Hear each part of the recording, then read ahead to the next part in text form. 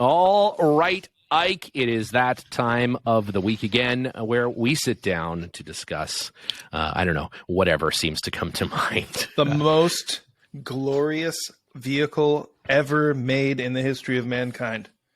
Also, the worst vehicle ever made in the history of mankind.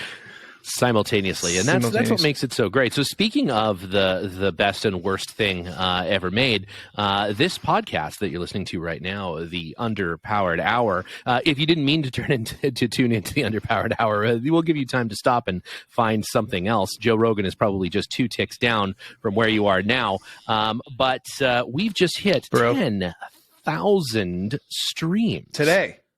10,000 streams. Yeah, pretty amazing. The interest in our podcast is really picking up, and the number of stickers that people are buying is insanity.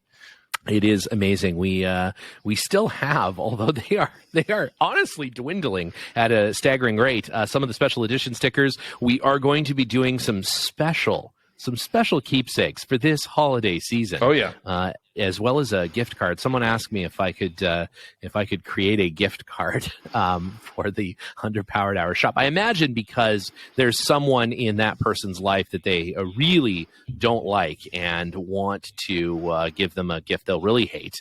So if you have someone that perhaps you're in a land dispute with, or has stole a significant other from you in this past year, give the gift of an Underpowered Hour gift card. That's something that no one wants. So that's what I thought, but it's not true. They're flying off the shelves, as it turns out. We also have a design for a holiday card that we've been working on as well. I'll have to share that with you. Yeah, I think you'll like it. Can't wait. Yeah. Oh, it's going to be great. It's going to be great. We're going to do all kinds of special stuff on the shop. So keep your eyes open for. And if you get an opportunity and you do like the show, please leave a comment on Apple Podcasts. Oh, yeah. It's the best thing you can do. Only positive comments, though. Please don't leave any negative comments. That doesn't really help us. Rate 5 stars. Smash that like button and subscribe. But seriously. You can actually say that we're horrible and leave 5 stars. That's possible. Yeah, that's fine. That's a good point, actually. Like, if you are going to leave a negative review, totally fine. You just go ahead and rate that 5 stars. If you want, think of it as rating your own review. And I think you and I will both agree that your review was worth 5 stars at how terrible we are at doing this. So thank you all for sticking with us for 10,000 streams. I believe that was actually my mom 10,000 times just listening to the episode about Canada. At any rate, so we, over the next few episodes, are going to do a little deeper dive, if you will, into our whirlwind tour of the United Kingdom. And if we saw you while we were in the UK, thank you for your hospitality and for taking us in, and in Julian's case, protecting us from that pheasant. That thing had a bloodlust in its eyes that I've not seen before. It was terrifying. It nearly severed my Achilles tendon on the way into the workshop. I'm not exaggerating either. The pheasants there are vicious and impervious to all manner of poisons and weapons. It's true. They have a real problem over there. It's slowly overtaking. They thought it would be Brexit that would bring down the United Kingdom. As it turns out, no. Militant pheasants. It's like 28 days later, only with like the avian version. They're just birds everywhere. It's horrible. But at any rate, we went to the UK, if you didn't already know, and we met lots of really great Land Rover folks. And over the next few episodes, we're going to talk about all those folks that we visited that were so great and so generous with their time, and in some cases money. But it was super fun. We did the one we're going to talk about today is the Camel Club and Nick Dimbleby's simultaneous event celebrating the Camel Trophy event, and also the release of Nick's new book, The Definitive History of the Camel Trophy, which if you haven't purchased it, definitely run out and buy that book, because it's not going to be around. It's selling out. It sold out when we were at the show. It's a wonderful book. So if you get a chance, get one while they're available. Yeah, it's 19 and a half pounds. So bringing the number of them back from the from the UK that we did, it was it was a huge journey. You're going to have to reinforce your coffee table for this book. Oh, it's for sure. No, full of really wonderful photos and a lot of really neat information that was previously unpublished. Well, and so much about the early the GP, our good new friend Andreas Bender, who we'll talk a little bit more about in a moment. But the very first, the origin of the Camel Trophy with those German-built Jeeps that were used in the sort of first, if you will, Camel Trophy, the first thing that kind of looked like a Camel Trophy. There was a replica of that car there, but so much information in the book about that very early couple of years that you just sort of didn't have access to. That was never in the films that you would see, or really even all in the racing magazines and things that Camel Trophy was popular in the later part of the 80s. So yeah, it was really cool. I mean, and what an incredible group of people. The Camel Trophy Club of England, of the world, really. They're not just of England, but certainly of the mass of them are there in the UK, got together with Camel Trophy competitor and winner, Bob Ives, on his farm in rural England. And oh boy, was that farm in rural England. The address was like Bob Ives' barn in Barntown, Sheepsville, somewhere. But we found it, and not only did we find it, we found a huge display of Camel vehicles, including basically all of the vehicles that have been used on the Camel Trophies: the Series, the Defenders, the Range Rovers, the 130s, the high capacity pickups, the boat. There's like a speedboat that they used one year. They had displays of the kayaks and the mountain bikes and the equipment, and they really went all out. And the number of competitors and Camel Trophy staff is unlikely to be equaled at any event in the future. It's pretty amazing, the event that they put on. Really impressed. It kind of became the sort of anniversary celebration they wanted to do in 2020, which I believe was the 40th anniversary. Yes. They wanted to do that at Eastern Castle in 2020, and they couldn't. They did it virtually, which I went to some of the stuff online and things, and it was awesome. They did a great, Chris and the gang did an awesome job of putting that event, and Nick and everyone.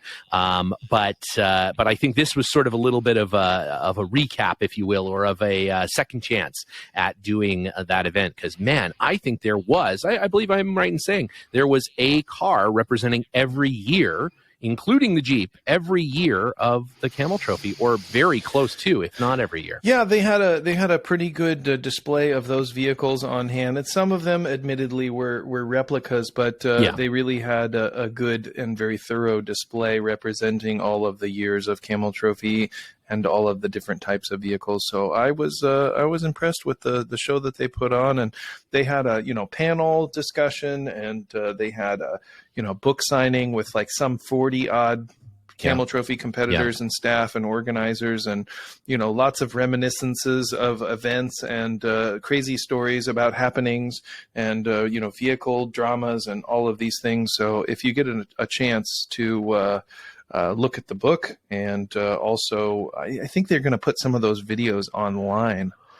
Yeah, and we have a little bit of video that we shot that I was actually just looking at today that we'll get up there on the Instagram or something as well. But what a really cool.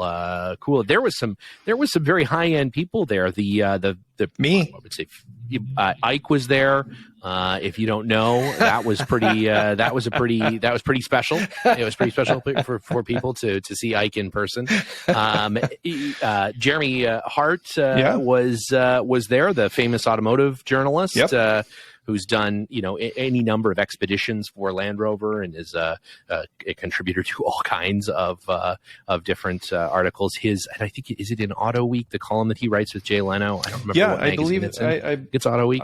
Maybe, I don't know. Whatever it is, it escapes me now, but because I read it online, so it's this is the penalty of reading things online. I have no idea where they came from, but we had some good long discussions with him, and he had some crazy stories about driving Aston Martins with Johnny Rotten and porn stars and some really crazy stuff that he has done over the years with the Waggy Cars, and of course Camel Trophy, and a lot of neat journalism opportunities that he's had over the years. Super nice guy. He did the Cross America, the Trans America Trail with the Discoveries. I think it was Discoveries that did that from east to west, and a number of other things. So we're gonna get Jeremy on the show at some point. He said he'll come on and spend some time with us, talk about all the. He really Land pleaded Rover to be on. It was, it got a little weird. It got a little weird. Well, I can't wait to chat with him about that. And we got the opportunity to meet Andreas Bender. For those of you that don't know, he was, I guess, the organizer of the initial Camel Trophy event with the Jeeps and Amazonia, I believe it's referred to as. And he was a very interesting person. He's a kind of lives a nomadic lifestyle. He doesn't have necessarily a home base. He travels between different parts of the world and stays there. He has a farm in Jamaica, and I think a place he was in heading India. to Jamaica when we left him. He was just admittedly, we left him in the middle of a field in England, so I'm not sure if he made it, but hopefully. He seems like he has a good sense of direction. Yeah, he's pretty good at navigating. Yeah, I think he is. But he had all kinds of great stories, and he also is interested in being on the show.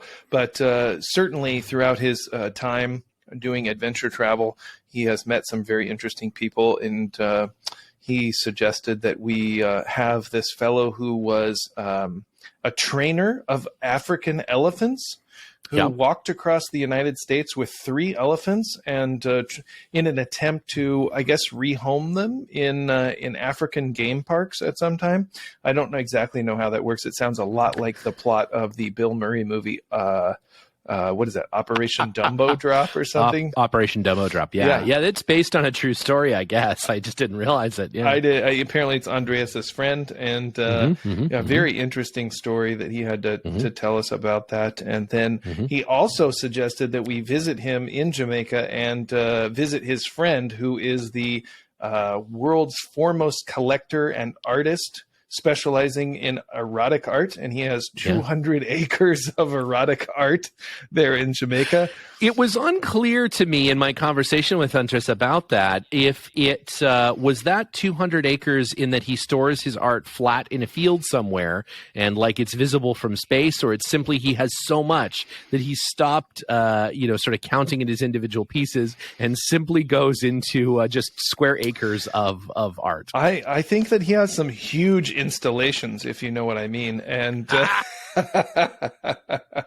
and he has literally an erotic art garden or something there in Jamaica.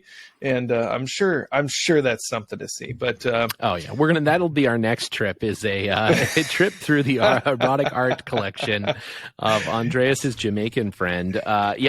Super interesting stories, man. That guy has lived an absolutely spectacular life. It has been real good, some real good stories. And we're gonna get Andreas on the show as soon as he's in a place where they have internet and phones and things, and maybe he can be backdropped by some erotic art.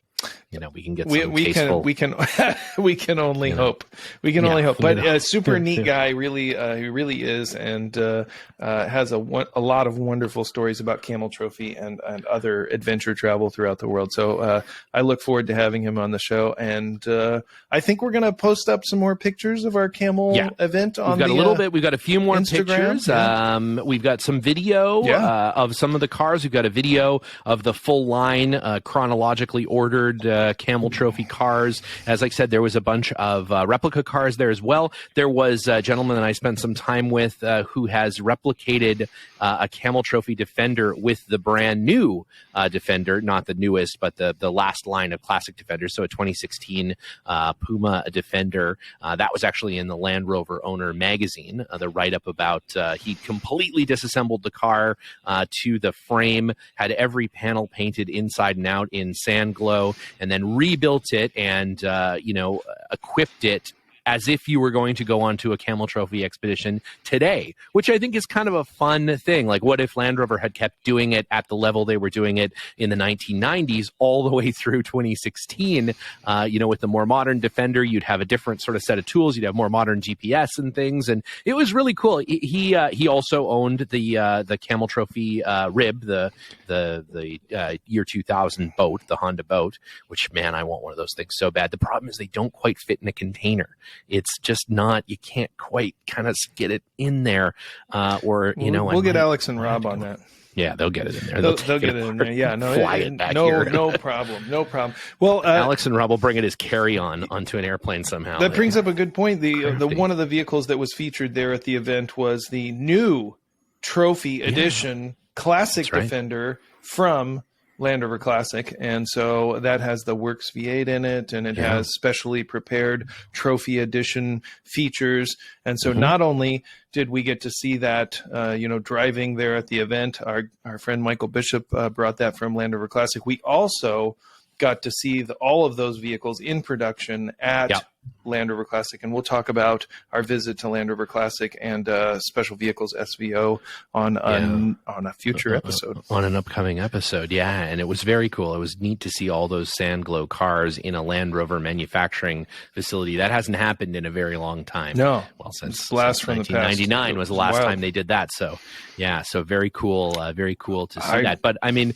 we would be remiss if we didn't mention, of course, that this took place on our good new friend Bob Ives' farm, winner of the Camel Trophy for the United Kingdom, 1989, and a great year, and all around good guy, man. What a fantastic compound of amazing Camel Trophy stuff. They had his barn done up as a small stage and bar and museum of Camel Trophy paraphernalia, ephemera, a shirt from nearly every event, if not one from every event. Lots of, like I said, bikes and kayaks and that sort of stuff from the later events, as well as bog clog. We have a great picture with Ike, the bog clog. I'm going to put that on Instagram as well. It's real good. It's real good. And they also were talking about the brand new Camel Trophy Archive, which is online. If you search Camel Trophy Archive, you can essentially sort of sign up to look through all of the digitizing work that the Camel Trophy Club, Chris and the gang there, Chris and Nick and everyone at the Camel Trophy Club, has been doing for the past several years. They've been scanning slides and film and documentation from the events, and it's all eventually going to be available online, and a huge amount of it is available online now. And if you are a Camel Trophy aficionado, you must go take a visit over there, because it's really cool. They've got some neat photos, and certainly if you own a Camel Trophy vehicle, or if you own a piece of Camel Trophy stuff, you can go in and sort of search for your vehicle or your event day. They have a lot of this stuff, trials, thousands training events, of previously unpublished photos. Yeah, thousands. Yeah, they said like 60,000 photos, I think. It's pretty amazing. No, it's nuts. I mean, it's really neat, really a neat service. And the Camel Trophy Club, if you're not a member, you should think about it, because it's a great service. They have all of the GAC, of course, in the store, which is really neat, all the different stickers and everything. But they also provide really great forum for those who own Camel Trophy trucks and things like that. But also people who are just interested in it, just like the event and like the stuff that goes with it. So I am a big fan. I'm a member, and I love those guys. They've been super helpful to myself and to people looking to buy a Camel car. If you have always wanted one, it's a great place to start looking. They are a super friendly group, and worth the visit. So it was a great day at the event, a great breakfast the next morning. We got a chance to see Nick's 100-inch Defender, which is very cool. Nick Dimbleby, which of course was the reason that we were there for Nick's book launch, which we neglected to highlight. But Nick's book launch, there was a big signing there. There was some great panel sort of discussions with everyone who was there from the event, who'd been on the event. And then, the next morning we got a chance to see Nick Dimbleby's 100-inch Defender, which used to be a Range Rover and is now a sort of, an homage vehicle to the 100-inch Defender vehicle. So it's a very cool car. Very neat. And that extra 10 inches makes all the difference. It's a really neat looking car. It is. Really neat looking car. It is very cool. So we will continue our discussion of our whirlwind trip to London, but right now let's do a tip-top tech tip. A tip-top tech tip on upholstery. Yeah. So I know that lots of people struggle with upholstery and seats and the 900 little trim panels on the inside of your Land Rover. And first off, Ike, a question for you on headliners, because I know that I get questions a lot about, well, what is the best material to use there? What's the most original material? Where do you get it? How do you do it? Is it something you do yourself? Do you send it off to somebody? So what's your take on the headliner, that vinyl-esque material that we find above us in our series Land Rovers? Well, I would say that the material itself is really important to a good result. The primary headliner in series Land Rovers is a suspended headliner. That is to say, it has its own framework. And so it's not glued or pasted into the roof of the vehicle like, some Range Rovers and some other cars are. Yeah. So it's a suspended headliner, and so it has a framework of its own that supports it. So the material is important, and the reason for that is that the weight of the material will prevent it from hanging or looking correct. So, frequently what you find in a lot of restored series Land Rovers is people are using upholstery vinyl to do the headliners, and it's too heavy. And so it sags and it's poofy and it looks weird. It hangs weird. It behaves oddly. It doesn't, sit under the trim rings for the tropical vents. It doesn't sit in the corners. It's too bunchy. It's too heavy. It's too thick. And so headliner vinyl is a specific weight of vinyl, and you don't want to mix the two. So you don't want to put headliner vinyl on your seats. It won't last because it's not designed to support the weight of a person, and it's not designed for that heavy wear. So headliner vinyl is its own thing. And the Land Rover series vinyls, there's a couple different ones that were used at different periods. The most common one is like a white or light ivory material, and it has a very fine grain to the vinyl. And the most, or the closest that we've been able to find to that original material is actually a German product. And so we get that, and we can sell it to you if you decide that you want original type material. But it is a German product. It's used on some German cars of that period, the 60s. Yeah. And so that material is what we use in Land Rover headliners. And so most of the cars we're working on are series, like the earliest ones are Series 1 wagons, and the short wheelbase wagons don't have a headliner, but the long wheelbase Series 1 vehicles, they have a headliner. So starting about 1956 through about the early 70s, you've got I guess the late 2As in the North American market. So starting in about 68, they start to get what's called the oatmeal material. So that oatmeal material goes through into the Series 3s, and that is kind of like a slightly tanner material with little flecks in it. Yeah. And brownie kind of flecks. Yeah. Yes. And that material can be sourced, but it is harder to get than the earlier white vinyl. Most of the cars we work on, they're the North American specification wagons. That's primarily what got the headliners. And so that's what we use. And so when we do those headliners, we do two ways. There's a little bit of variation, especially in the back panel, kind of where Land Rover screwed the headliner to the roof. So you got to measure between those holes to make sure, like the mounting holes, to make sure that you get the right length of material because they're not kind of a one size fits all. If you take one vehicle and you make the headliner for that, it's not necessarily going to work on another vehicle because it was people installing that trim, not robots. And so when they installed the trim, sometimes it's a little different, and that's fine. And it's a little tricky getting that headliner up into those back corners. It takes a little bit of patience and a little bit of a measured hand to get it to fit just right. Otherwise, you get a little disconnection of the backing board and the frame around the back, and then it kind of there's a little pooky hole in the back or something, or a little droopy bit, and it's a real bummer. You do have to take some time with it, but the result is pretty amazing. It's not really pleasant to be driving around in a car where that horsehair underlayment is like hanging down and dripping little bits of whatever mouse droppings and mold. If you have a nice clean interior, have a nice clean space to drive the car, it makes it a lot more pleasant.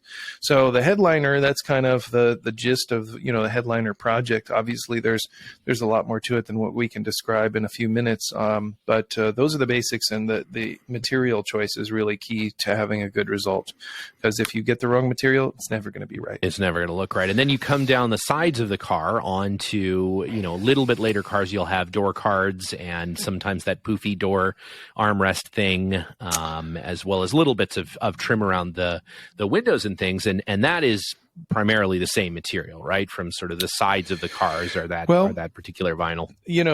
All of the wagons and deluxe hardtops have that trim. So they have the door trims, which is 3 pieces in the front, and that is on the cars that have it, it's the same as the seating upholstery. So it's designed for, putting your arm on the windowsill or on the armrest, or it has a little bit more wear characteristics to it. So it is that thicker vinyl a little bit. Early cars, it's usually, Series 1s, it's the check vinyl, or it's the body colored vinyl like green, blue, red, if you have a rare red car or a fire appliance or something like that. And then you move into the elephant hide with the Series 2 through about 1967 and 68. They transition over to black vinyl, and it stays black vinyl through the Series 3 production. So obviously black vinyl, no problem there.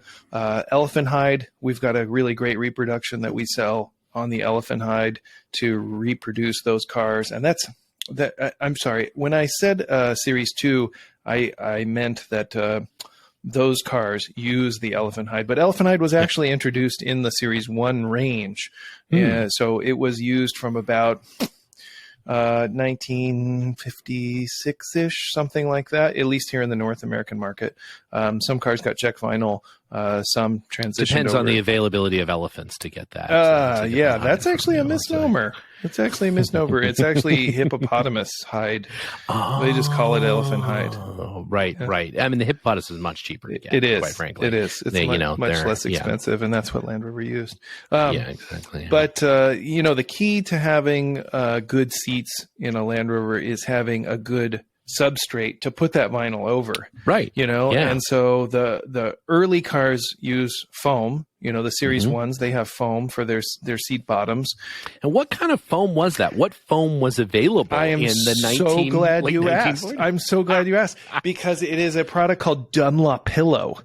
Like Dunlopillo, like is in the Dunlop tire people? Yeah. So they made the Series 1 foam seats, and it's a molded. They failed as it was an early version of the MyPillow, actually. Oh no! Funny enough, that they, Mike Lindell. They also thought Mike Lindell's great grandfather, also an early advocate for Brexit, was it was hawking pillows, and they're like, you couldn't possibly lay on this, but sit on it. Now you're in business. So, the seating substrate is important. So if you get it too soft or too hard or whatever, it's going to be unpleasant. You're going to sink down into the seat and hit the seat box, or you're never going to feel, like it gives at all. So it's a medium density foam, and the original stuff is a molded urethane foam, I believe. And that is kind of a more expensive foam. So, if you're making your own seats or having them made, really pay attention to the thickness of the foam. A lot of the aftermarket seat suppliers, we won't name names, but the seats are too hard and too thick. Yeah. And so you sit up too high. It's hard to see out of the windshield. It's uncomfortable, and so, pay attention to the foam when you're redoing the seats on those early cars.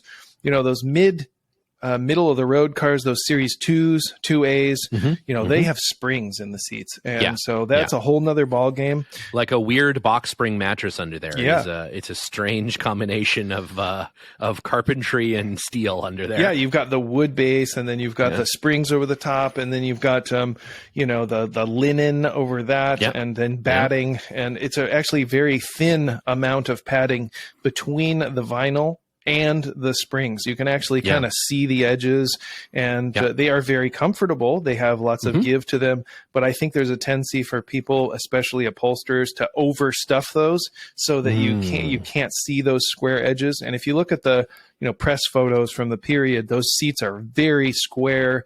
The edges are very apparent, and they they look very basic, but it is a complicated, precise task to get the stitching right, make them look really basic and Spartan, but still be comfortable and not have that overstuffed, thick, poofy, marshmallowy appearance. And the deluxe seats, is there anything that makes them deluxe besides the pleating? Is there anything better about the frame or about the amount of padding or anything? Or is it literally just that it has the pleats in the seat and the back? No, that's pretty much it. The deluxe seats came out in the negative ground cars. You start to see those deluxe seats with the pleating. And those pleats are stitched into the seats. A lot of the reproductions, it's just like heat welted. It's kind of a decorative thing. And so the originals are actually stitched, and the original ones are very comfortable. The bolsters are quite deep. The foam is pretty forgiving, and they actually have a metal panel under the seat, and that gives it a little bit of expansion for the air, gives it a little bit more room for that foam to sit into. So if you can rebuild the original cushions, whether they're spring or foam, that it makes the best seat, because all these aftermarket my 2A's deluxe seats, not good. They're from the 1960s and still super comfortable. That car doesn't have a ton of mileage on it, so the seats aren't all that worn. And man, they are super comfortable. They are. I had my Series 3 at some point in its ownership. Someone had changed out for more modern high back seats, and that car is less comfortable with the modern high back seats in it than my 2A is. Absolutely. With the original factory deluxe seats in it. So just because it doesn't, the Defender seats look like they would be more comfortable, and let me tell you, dear listener, the Defender seat is the least comfortable seat that Land Rover has ever made. I like the Defender seat, but I dislike those aftermarket high back seats. Yeah. So the newest Defender seats are amazing. I think the NAS seat, and mine are worn out, so maybe it's not a totally fair comparison, but on a real long trip, the back support on the NAS seat, I would almost prefer the no upper back support of the deluxe seat to the sort of weird back support. I feel like they lean back too much. The headrest is always in the middle of your lower neck vertebrae. I mean, it's never where you'd want it. It's not like a safe seat in any way, really. Not at all. And I have a you've seen that my Defender has actually a boat cover seat cover on it. It's made out of the same things you make a boat cover out of, and that kind of makes it into a uni seat, which is a little better because you've got a little bit more support in between your neck and the top of the seat. I find it's a little bit more comfortable. But anyways, and I think one thing you mentioned, but I think is really worth talking about is that those few cars that did have colored seats, the early Series 1 cars that had colored seats, and getting just the right green, just the right blue, or the extraordinarily rare just right red, a really exceptional restoration, especially, or even just making an original patina car feel great if the seats are just totally gone or totally destroyed. Having that perfect color really sets it up. I mean, it makes does. A big difference. It really makes the car really nice to be in and sit in, and the seats and those vinyls were pretty high quality for the period, and we actually spent a lot of time the last few weeks trying to replicate the original red. The original red was like a pretty high texture vinyl. a very pebbly, high texture vinyl. And, those companies that do reproduce those, they make them in an absolutely smooth red, and it just loses that feel, that depth, that texture that the originals have. So we spent a lot of time last month replicating that, and we have a really good red seating. We've got a few red cars that we're doing patina restorations on at the shop right now, and we're like, what are we going to do for these seats? We can't put these horrible aftermarket vinyls in these cars. We really want to take it up a notch, and so we did, and we found something that's really good. I'm really happy with it. Hope to put that on our Instagram pretty soon. We'll have that material in those seats, so that's going to look really nice. But you're right. There's several early vinyls. One of the more interesting ones is called Tigan, and that material is actually woven. It's actually woven vinyl. So instead of being like a traditional vinyl that's made out of one continuous piece of material, it's actually individual threads of vinyl that are woven into a pattern that looks almost like a houndstooth. Oh yeah. And they didn't survive very well. They weren't very durable seats, but man, are they a cool looking seat. They are really neat. When we were in England, if you remember, we saw a 107 pickup truck, a deluxe model in the classic JLR showroom. And they had a version of that Tigan seat that they had reproduced on that car. It had blue door panels and blue dash coverings and so forth, but the seats themselves, if you look back at those pictures, those are the Tigan seats. The Tigan seats. Those are pretty cool. Super cool. Yeah, and then they had the check vinyl, which is that's kind of a middle Series 1 seat pattern. It's kind of a hash. It almost looks like tiny little hashtags on a gray-green vinyl. We have a few cars at the shop right now that have that checked vinyl interior. Also very handsome color combination. Very cool looking. Well, there you go.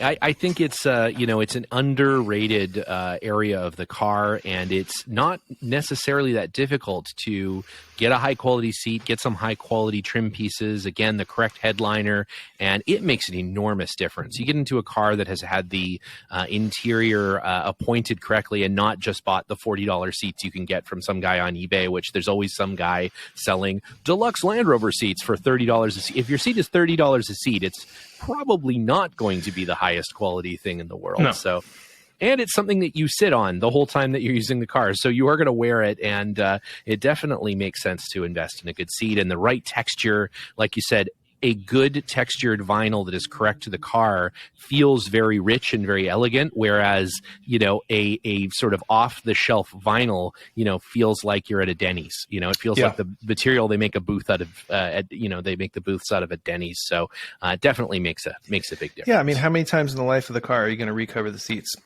1, 2, it's not that many. And if you do a good job, take care of the seats, it's going to last a really long time. It's a good investment in a vehicle that you're going to keep a long time.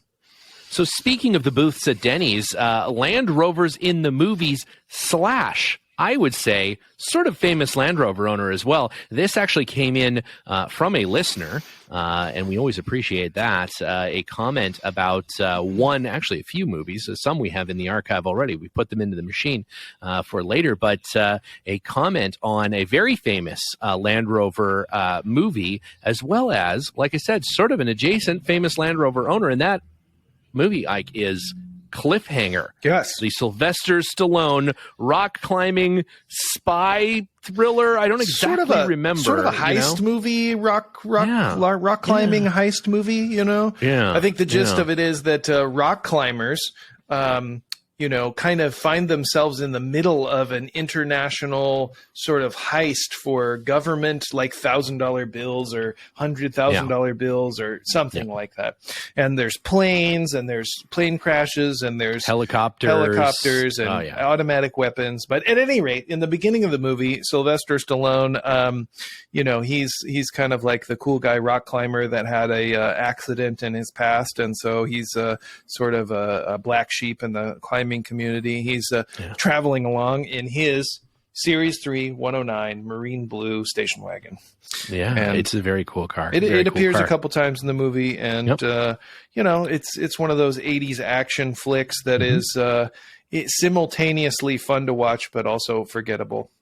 and terrible. Yeah, all at the same time. And apparently Sly, on the sly, made off with that car. So legend has it that he somehow acquired that vehicle from the production. Allegedly drove it away. Allegedly. And that's maybe happened a couple of other times. Maybe he has some Judge Dredd 101s. We don't know. Yeah, interestingly enough, Land Rovers feature in several of his films, Judge Dredd being one of them. Our good friend Philip at Dunsfold was responsible for putting together a number of those cars, 30-odd of them for the Judge Dredd film. Yeah, which we discussed at length. That's one of Steven's obsessions, is the Judge Dredd 101. Favorite Land Rover, of course, the Judge Dredd 101. We got a great photo of the Judge Dredd 101 and Ike at the British Motor Heritage Museum this past week. So we'll definitely have to put that up onto the old Instagram. So, and those cars, two of them at least, allegedly followed Sylvester Stallone home. So maybe those are still in and about and around. And then in the Expendables, I believe also, which we'll maybe talk about in the future, there's a number of Land Rovers featured in those movies as well. So so Sylvester Stallone, big fan of the brand. He's got a penchant for those. Well, who can blame him? It's a great car, and if I was pretending to be a world famous rock climber with a shadowy past, I would probably drive a Series 3 Land Rover as well. I'm not that, and I drive a Series 3 Land Rover. So there you go. You better edit your Wikipedia, because I'm pretty sure that's what it says. Sketchy rock climber guy. Rock climber with a dark past. That's every movie in the 80s. Like some, sort of popular sport of the day person with a dark past is in the middle of some kind of international something. It's always the reluctant hero, and they're approached by their former commanding officer. We just need you to come back into the service for one last mission. Mm-hmm. You've described Kurt Russell in every single Kurt Russell movie. So, yeah, that's great. That's exactly right. He's not going to do it. He's not coming back. And then he does, and then he saves the day, and then there's a sequel, and the whole thing just repeats over again. But you know what? That's what made the 80s great. Yeah, it's like the dinosaurs are loose again. Yeah. Somehow we just going. They're loose. I've said this is the last time after what happened last summer. There's no way I could ever go back to Dinosaur Island. Cut to Dinosaur Island. Yeah, it's a pretty good formula. I really think we should just go back to that. Let's just start making Demolition Man again. I think that was really needs to be rebooted. It was a high watermark. The only franchise to survive the franchise wars was Taco Bell. That's every restaurant is a Taco Bell. And I think, you know what, that's probably going to be true. Let's be honest. Do we deserve as a civilization better than Taco Bell? I think not. So on that, Ike, it has been a pleasure as always. Again, we have a limited number of special edition stickers. In fact, somebody just bought, as we were speaking, some more special edition stickers. So there's even less than when we started this podcast. They're going fast. Take a look at the shop. Individually serial numbered decals. They are not that. You got to look really close. It's really, really tiny, but I have individually rubbed each one of them slightly. So there's as I'm closing the envelope, so there's a tiny bit of I don't know, of whatever was on my hands that day. So enjoy that. Ew. Hopefully you don't contract some kind of really debilitating disease. Maybe sanitize them when you get them. That's fine. Couldn't hurt in this day and age. But Ike, it's been a pleasure as always, and we'll see you next week. All right, Stephen. I'm looking forward to it. Take care.